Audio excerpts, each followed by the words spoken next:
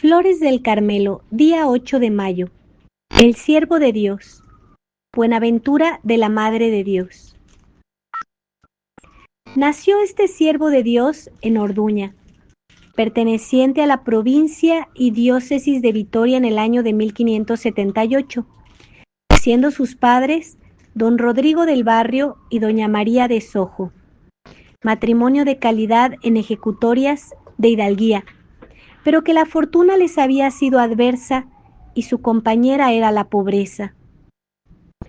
Pusiéronle cuando le bautizaron por nombre el de Ventura, y le procuraron criar en el santo temor de Dios.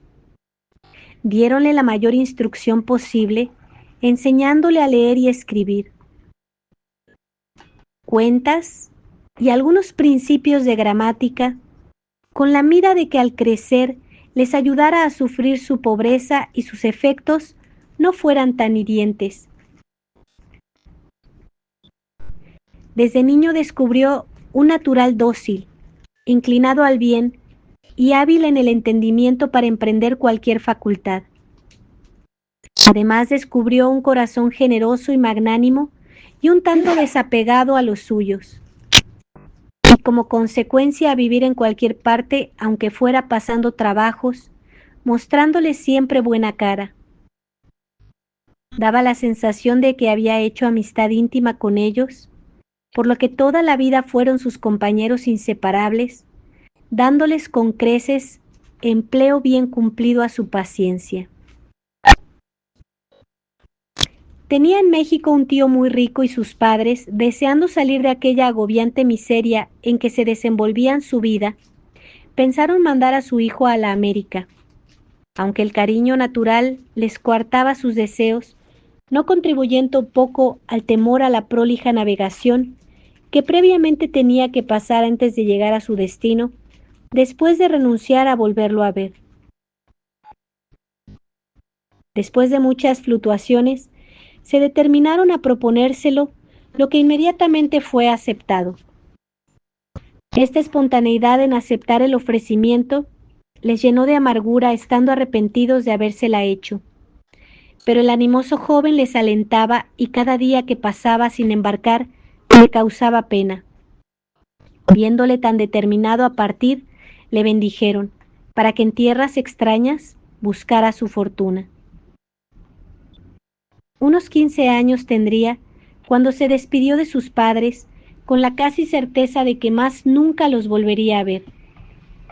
Educado en toda cristiandad, para aminorar los riesgos de tan peligroso viaje, tomó por especialísima madre y protectora a la Santísima Virgen, entregándole por completo el corazón, con el fin de que en todo momento le amparase y protegiese. Embarcó en La Coruña, y librado por su madre y protectora en diversos y graves peligros de tan dificultosa embarcación, llegó felizmente al puerto de Veracruz, en la República de México, pasando a Ciudad de México, y de aquí a Puebla de Los Ángeles, que era donde residía su próximo pariente. Este, al leer las cartas que llevaba, le reconoció como a sobrino e inmediatamente le colocó en su casa para que con su buena pluma y conocimientos matemáticos le ayudase en sus tratos y negocios. Con toda fidelidad procuró servir a su tío, adueñándose de su voluntad a los pocos días de haber convivido con él. Trataba en todos los asuntos con mucha verdad, cosa no vista en aquel comercio. Sus palabras eran modestas, sin abusar de la confianza que su tío había puesto en él, profesándole respetuoso cariño, siendo a la vez para los extraños de agradable trato, teniendo diligencia exquisita en servir y favorecer a los pobres, mostrando con ellos su prodigalidad. Su tío lo observaba y veía esta preferencia por los desheredados de la fortuna. Pero como veía que su fortuna iba cada día más en aumento, casi usurariamente le alargaba el permiso y disimulaba. Su amor a la Santísima Virgen se acrecentó y la confianza en su patrocinio era ilimitada. Todos los días la honraba rezándola el Santo Rosario y en sus festividades confesaba y comulgaba, ofreciéndola otras acciones virtuosas. No muy lejos de donde tenía el comercio su tío, estaba el convento que la orden tenía en aquella ciudad, por lo que los religiosos conocían y trataban a su tío. Con este motivo comenzó a frecuentar nuestra iglesia y a tener también trato con los religiosos, engendrando en él confianza y cariño, y hacer poco caso de las cosas del mundo, terminando por despreciarlo. Levantóse en su alma fuerte tempestad. Por una parte, el mundo y sus vanidades no le agradaban. Por otra parte, la buena acogida que su tío le había dado y la perspectiva de su cuantiosa hacienda, la que más pronto o más tarde había de ser de él, con la que abundantemente podía socorrer la extrema indigencia de sus padres, le hacía dudar del partido que le convenía tomar. En esta lucha interna que le era sumamente angustiosa, el cielo vino en su ayuda. Aconteció que su primo cayó enfermo de gravedad, poniendo en juego su padre todos los medios de médicos y medicinas que la humana diligencia tenía a su alcance. Los médicos le desahuciaron y como suprema medicina se le ocurrió a su padre poner ante él una fabulosa cantidad de oro y plata en barras para que se animara a recobrar la salud, ya que todo aquel metal precioso era suyo. El enfermo, al ver aquel oro y plata, dio en suspiro diciendo: ¿de qué me sirve a mí toda esta hacienda si no me da la vida? Toda esta escena presenció Ventura y, penetrado de un profundo desengaño, acabó de despreciar lo que allí conoció tan inútil para la hora de la muerte.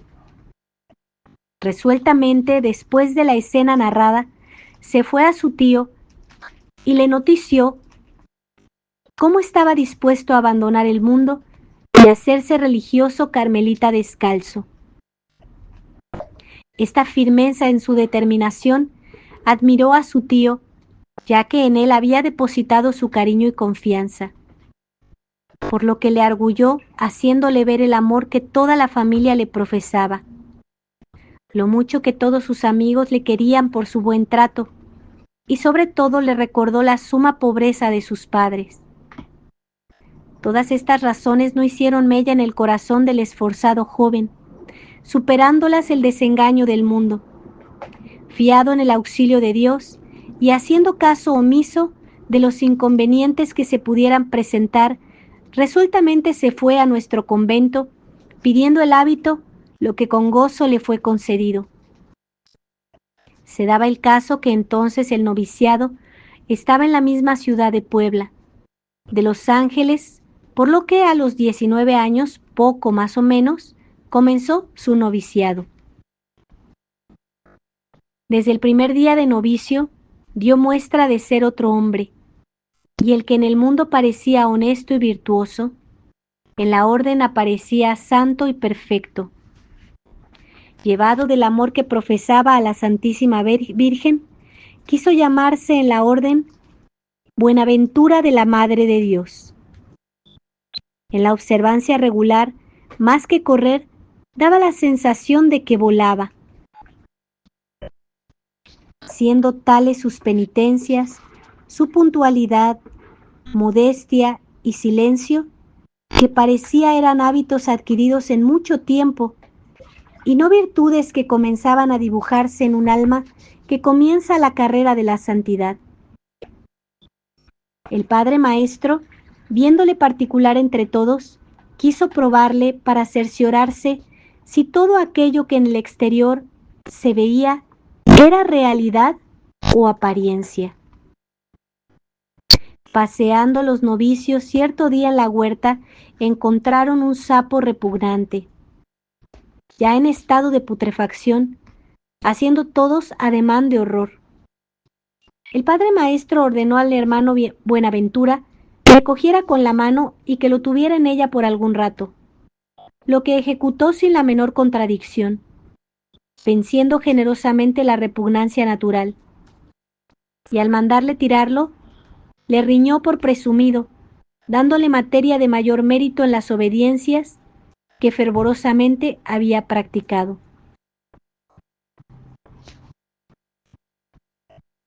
Dando muestras de gran espíritu, lo mortificó con otras pruebas, como achacarle que la suciedad de los cacharros de la cocina a él se le debían, por lo que inmediatamente el culpado inocente, con toda diligencia, se fue a la cocina y se puso a sacar brillo si le fuera posible a las tiznadas sartenes. Con su oración vivía más en el cielo que en el mundo, haciendo tal asiento esta virtud en su alma que parecía que su existencia pendía del ejercicio de la oración. Desde entonces, deseó vivir toda su vida en el retiro absoluto del santo desierto de aquella provincia que más tarde pudo haber cumplido. Padecía de insomnios y noticiosos los superiores le ordenaron se acostara para dormir, pero no pudiendo reconciliar el sueño, sin faltar a la obediencia, empleaba la noche en oración. Llegó el tiempo de profesar con actos cada vez más edificantes. Con permiso de su maestro, hizo un extraordinario de ir de rodillas arrastrado por otro novicio de una cuerda, y un tercero dándole disciplina hasta el oratorio del noviciado, en donde reunidos todos los novicios presididos por el propio maestro, pidió humildemente perdón de sus pecados y del mal ejemplo que les había dado, confesándose indigno de habitar la casa de la Santísima Virgen. Todos estaban edificados por la íntima expresión con que decía sus faltas. Incluso su propio padre maestro, el cual le hizo fervorosa exhortación de las obligaciones que iba a contraer como verdadero carmelita descalzo, en que en lo sucesivo había de vivir. Profeso le hicieron entender en algunos oficios. Le encargaron de los relojes y para que todos estuvieran bien concertados, se dirigía por uno de esos que llaman de pared o de sol.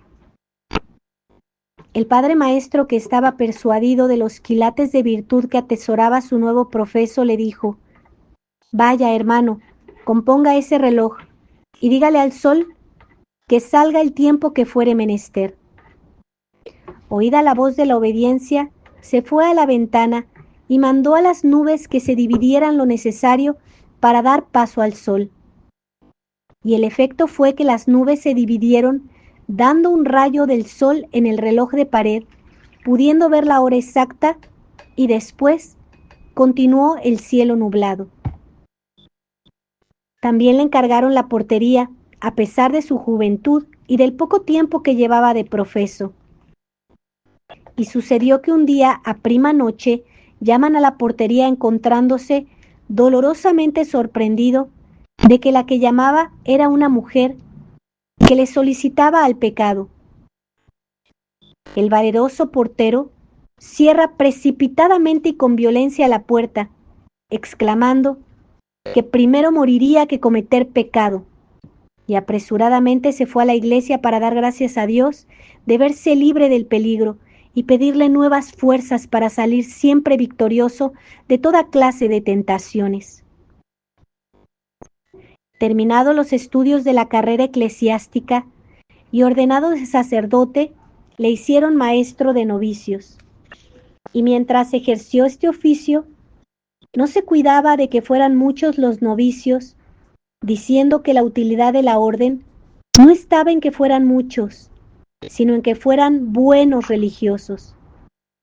La general doctrina que les enseñaba era que se negasen a sí mismo en todo, convencido de que toda la perfección de un perfecto religioso está en la negación, pues su estado es perpetua violencia de la naturaleza y su perfección consiste en que ningún sentido o potencia logre su natural apetito como tal, sino que se niegue a todo lo que no es puramente Dios o por Dios. Decía que si él hubiera de escribir un libro, en la primera página pondría solamente estas palabras: si quieres ser perfecto religioso, niégate a ti mismo. Y en la segunda, niégate a ti mismo. Y en la tercera, niégate a ti mismo. Y así hasta terminar. Porque el religioso verdadero no necesita de otra doctrina. Su eximia caridad logró por este tiempo un gran triunfo. Cierto religioso le tomó ojeriza y todo lo que hacía le daba en rostro. El religioso en cuestión enfermó de apestosa enfermedad y los médicos ordenaron su separación de la comunidad por el peligro de contagio. El Santo Padre Buenaventura se ofreció a retirarse con él para curarle y servirle con todo cariño en todo lo que fuera necesario. A tanto llegó su caridad que en ocasiones con su lengua lamió la podre que le salía de las heridas. Sanó el enfermo y públicamente manifestó que el Padre Maestro de novicios era un santo. Disgustado vivía por tener, aunque poco, roce con el mundo, por lo que pidió el ser ermitaño perpetuo del santo desierto de aquella provincia, lo que le fue concedido. Las virtudes que ejercitó en los 15 años que allí moró son más allá de la humana comprensión. La mayor parte del año residía retirado en las ermitas, donde más a su placer se podía dedicar a toda clase de penitencias, siendo su comida por todo el tiempo pan y agua. Nunca se desnudaba, sino que sobre unas tablas tomaba su descanso. Traía ceñido al cuerpo una cadena de hierro, la que en las cuaresmas y advientos solamente se la quitaba para tomar sangrientas disciplinas. Las noches de invierno las pasaba al raso desahogando sus inflamados amores hacia Dios. Hiciéronle prior de tan santo lugar, sintiéndolo mucho su humildad, aunque se rindió a la obediencia. El que era cruel para sí, era padre para sus religiosos. No ignoraba que los religiosos muchas veces, para más mortificarse, le callaban sus necesidades, por lo que con frecuencia pasaba por sus celdas para enterarse de lo que necesitaran y con caridad proveerles, siendo su gobierno colmadísimo de sazonados frutos. Siendo prior, le eligieron para socio del capítulo general, con lo que de nuevo sufrió su humildad. Marchó a Ciudad México para disponer tan pesado viaje, y residiendo allí el santo hermano Arsenio le dice: «Oh Padre, ya no nos veremos más». Le preguntó el por qué, a lo que le responde: «Porque vuestra reverencia y su compañero morirán en España, y antes me habré muerto yo». Todo se cumplió como el hermano Arsenio predijo. Llegó a Madrid unos meses antes del capítulo, los que bastaron para que todos apreciaran los grandes tesoros de virtudes que poseía, enriqueciéndose en las Américas con el oro de la caridad, la plata de la pureza y las perlas de todas las virtudes. Pronto le asaltó la enfermedad, la que sobrellevó con indecible paciencia. Le dijo el médico que su muerte estaba cercana y le contestó: «In domo Domini ibimus». Recibió los sacramentos con singular ternura, pidió a todos perdón y acabó su santa vida después del 2 de mayo de 1637, cuando contaba 59 años de edad y 40 de verdadero carmelita descalzo. Apenas expiró, en Madrid se apareció a un ermitaño del desierto de México muy santo, pidiéndole oraciones para salir del purgatorio. Y asombrado el religioso que una vida tan impecable mereciera el purgatorio, le dijo que a la luz de la rectitud divina los átomos hacen sombra. Siervo de Dios, Buenaventura de la Madre de Dios, rogad por nosotros. Siervo de Dios, Buenaventura de la Madre de Dios, rogad por nosotros. Siervo de Dios, Buenaventura de la Madre de Dios, rogad por nosotros.